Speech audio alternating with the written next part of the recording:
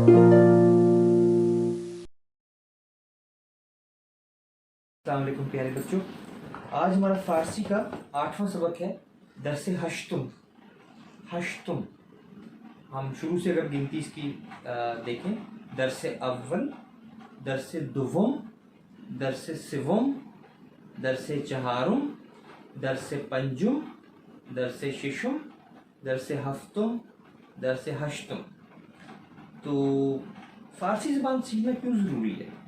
पहले ही हम लोग इंग्लिश भी सीखते हैं, अरबी भी बाज़ लोग सीखते हैं, तो क्या हम ज़बानों का बोझ तो नहीं डाल रहे अपने बच्चों पे और अपने ऊपर? तो पहली बात तो ये है कि बेटा, ज़बान कोई भी हो, 4-5 ज़बानें जो हैं वो सीखी जा सकती हैं बहुत आराम से, और इससे इंसान की ज़हानत जो है वो बढ़ती है। कोई भी ज़बान सीखने से इंसान का जो ज़हन है वो कुशादा होता है, वो खुलता है, और वो चीज़ों को एक नए अंदाज से देखने के लिए गोया तैयार होता है। और ये जिस दुनिया में हम रह रहे हैं, इस दुनिया में चीज़ों को नए अंदाज से देखने की सलाहियत पैदा करना शायद सबसे बड़ी सलाहियत है जिसकी आज के इंसान को ज़रूरत है। हम एक रूटीन में चीज़ों को देखते हैं, और जब कोई दूसरा बंदा, कोई दूसरी कौम, कोई दूसरा ग्रुप किसी और अंदाज में देखता है तो हम कहते हैं कि ये लोग जो हैं ये सही नहीं है।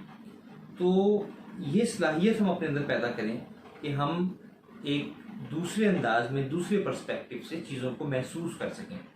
तो एक तो ये बात है, किसी भी नई ज़बान को सीखने से हमें ये फ़ायदा हासिल होता है, और फ़ारसी को सीखने से कुछ और फ़वाइद भी हमें हासिल होते हैं। उसमें सबसे बड़ा फ़ायदा ये है कि ये हमारी तहज़ीब की ज़बान है, ख़ास तौर पे यानी पाकिस्तान और हिंदुस्तान, यानी बर्र-ए-सग़ीर और अफ़गानिस्तान और ईरान और आज़रबाईजान और ताजिकिस्तान, ये पूरा यानी पूरा आप समझ लें कि जो एशिया की जो मुस्लिम वर्ल्ड है, यहाँ पे पहले फ़ारसी ही बोली जाती थी, और इसलिए इन इलाकों में बहुत बड़े बड़े स्कॉलर्स और उलमा आए, मुर्रिखीन आए, और उन्होंने फ़ारसी में किताबें लिखी। तो अब इतने बड़े ज़ख़ीरे से हम लोग फ़ायदा नहीं उठा सकते क्योंकि हमें फ़ारसी ज़बान नहीं आती। तो हमने अपने ऊपर एक ख़जाना का दरवाज़ा जो है वो बंद किया है। तो फ़ारसी जो है उसकी की है, जैसे कुरान को समझने के लिए अरबी जो है, और अरबी जो है उस मतलब फ़ारसी अगर आपको आती है तो आप 50% आपको अरबी भी आती है, और अगर आपको उर्दू आती है तो आपको 50% फ़ारसी आती है। हमारे लिए ये सीखना आसान भी है। तो इन फ़ारसी सीखना बहुत ज़रूरी भी है अपनी तहज़ीब को समझने के लिए, हम अपने बुज़ुर्गों के जो लिटरेचर है उसको समझने के लिए, और दूसरा हमारे लिए बहुत आसान है। अमेरिका में किसी बंदे को फ़ारसी सीखने के लिए बहुत मेहनत करनी पड़ेगी, उसको तो पहले अल्फ़ाबेट से सीखने में शायद कई महीने लगते हैं। हमें आधी फ़ारसी पहले से आती है। अभी तक जितने लेसन हम आपने लिए होंगे आपको अंदाज़ा हो गया होगा कि हमें आधी फ़ारसी आती है। मैंने कहा ये बात मैं करता चलूँ, तो ये सीखना बहुत ही हमारे लिए ज़रूरी है, और ये खूबसूरत ज़बान है, एक मीठी ज़बान है, और इंशाअल्लाह ताला हमें ज़िंदगी को एक फ़्रेश जो है वो पर्सपेक्टिव हमें मिलेगा फ़ारसी ज़बान से। तो हमने ज़मायर जो हैं पिछले सबक में पढ़े थे, तो वो हम दोहरा लेते हैं। तो हमने कहा कि मन यानी मैं, तो यानी तुम, और उसके बाद हमने कहा था ऊ यानी वो। मन, तो, ऊ, और उसके बाद इनकी जमा, मन की जमा माँ, हम, और उसके बाद जो है वो तो की जमा शुमा, और शुमा मैंने ये कहा था कि अदब के लिए भी आता है, एक बंदे के लिए भी आ सकता है शुमा। और उसके बाद जो है हमने कहा ऊ की जमा है आन्हा, ज़्यादा लोग अगर हों आन्हा, वो यानी दे, और ईशान भी हम कह सकते हैं। फिर हमने इसके साथ हेल्पिंग वर्ब भी लगाया यानी है। तो हमने कहा है के लिए जो लफ्ज़ इस्तेमाल होता है फ़ारसी में वो है अस्त या हस्त, अस्त या हस्त। तो अगर हमने कहना है कि मैं हूँ तो फिर मन हस्तम, मीम जो है उसका इजाफा होगा हस्त के साथ, मन हस्तम। तो हस्ती, छोटी ये का इजाफा होगा, तो हस्ती। ऊ हस्त, ऊ में कोई इजाफा नहीं होगा, ऊ हस्त। उसके बाद माँ हस्तीम, माँ हस्तीम। शुमा हस्तीद, ये और दाल है, शुमा हस्तीद। और उसके बाद जो है औन्हा या ईशान हस्तंद। अब हम जुमले बना सकते हैं, हम बहुत अच्छे अच्छे जुमले बना सकते हैं। मन शाहिद हस्तम, अब मैं अपना तारुफ करवा सकता हूँ। मन शाहिद हस्तम, تو عامر ہستی، یا کسی بڑے کو کہنا ہو شما عبدالرزاق ہستید، کسی ایک بندے کو کہہ سکتے ہیں. ہم نے نام پوچھنا ہے کسی سے تو ہم نام پوچھنے سے پہلے ہم نے چیز اور پڑھنی ہے، وہ پڑھ کے پھر ہم نام پہ آتے ہیں. تو اس طرح سے ہم یہ اپنے چھوٹے چھوٹے جملے بنا سکتے ہیں.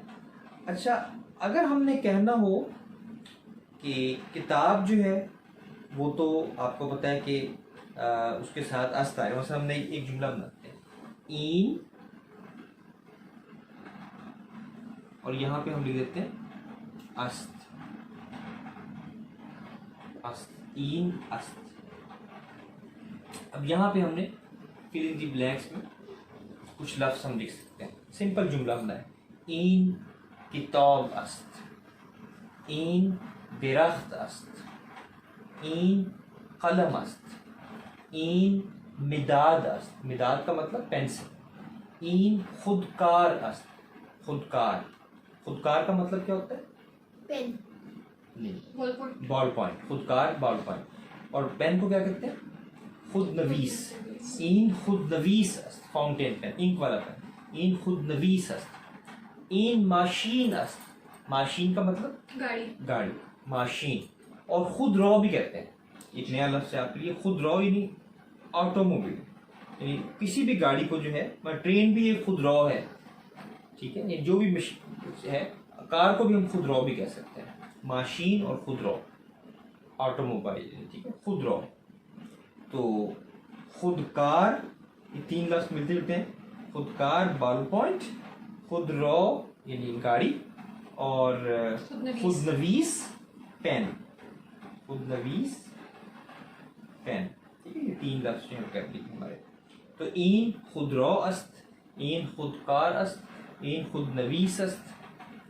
ٹھیک ہے. تو اب اگر کہنا ہو، میں نے کہا ہے این کتاب است، چلے ہم یہ لکھ لیتے ہیں، این کتاب است، یہ پورا جملہ بنا. اب ہم اس میں ایک ایڈ کرتے ہیں.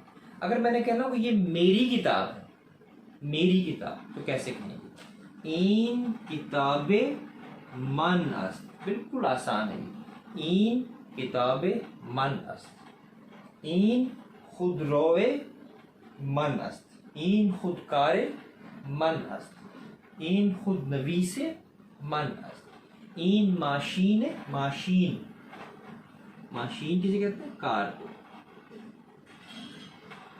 این ماشین من است. یہ خود رو جو ہے اس کو میں بعد میں ایکسپلین کروں گا، اس میں تھوڑا سا ایک بات ہے، لیکن عام جو ہے این ماشین من است.